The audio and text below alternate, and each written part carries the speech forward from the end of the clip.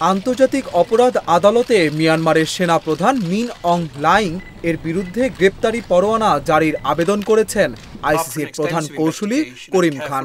বুধবার আইসিসির অফিসিয়াল ওয়েবসাইটে প্রকাশিত সংবাদ বিবৃতিতে এ তথ্য নিশ্চিত করা হয়। Double million offer, Walton fridge কিনে পেতে পারেন 20 লক্ষ টাকা, রয়েছে কোটি কোটি টাকার নিশ্চিত উপহার। নির্যাতনের মুখে রোহিঙ্গাদের বাংলাদেশে পালিয়ে যাওয়ার প্রেক্ষিতে সংগঠিত অপরাধ তদন্ত করে এই পদক্ষেপ নেওয়া হয়েছে। তদন্তের ভিত্তিতে আইসিসি বলছে, রোহিঙ্গাদের বিরুদ্ধে মানবতা বিরোধী অপরাধের জন্য সেনাপ্রধান মিন অং লাইং অপরাধমূলক দায় বহন করে। এ বিষয়ে করিম খান বলেন, এটি মিয়ানমার সরকারের উচ্চ পর্যায়ের কোনো কর্মকর্তার বিরুদ্ধে আইসিসির প্রথম গ্রেপ্তারি পরোয়ানার আবেদন।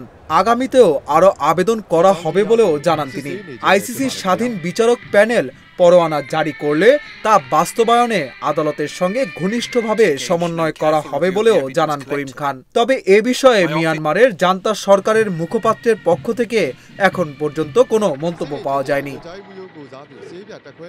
2017 সালে মিয়ানমারে জান্তা বাহিনীর দমন পীড়নের মুখে মিয়ানমারের রাখাইন রাজ্য থেকে পালিয়ে বাংলাদেশে আশ্রয় নেয় 7 লাখেরও বেশি রোহিঙ্গা। সরকারি হিসেবে সব মিলে বর্তমানে সে সংখ্যা 12 লাখের বেশি, যেটা জাতিসংঘ জাতিগত নিধনের উদাহরণ হিসেবে পাঠ্যপুস্তকে লিপিবদ্ধ করার কথা জানায়।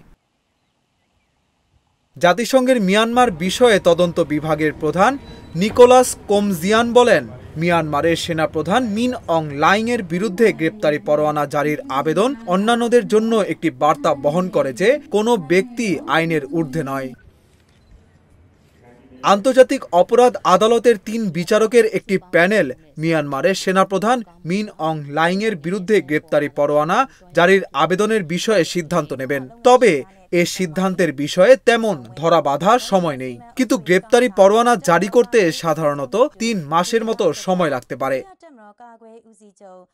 ইসরায়েলের প্রধানমন্ত্রী বেনিয়ামিন নেতানিয়াহু এবং দেশটির সাবেক প্রতিরক্ষা মন্ত্রী ইয়োভ গ্যালান্টের বিরুদ্ধে গ্রেপ্তারি পরোয়ানা নিয়ে ওয়াশিংটন থেকে তীব্র রাজনৈতিক প্রতিক্রিয়ার মুখোমুখি হয়েছে আইসিসি।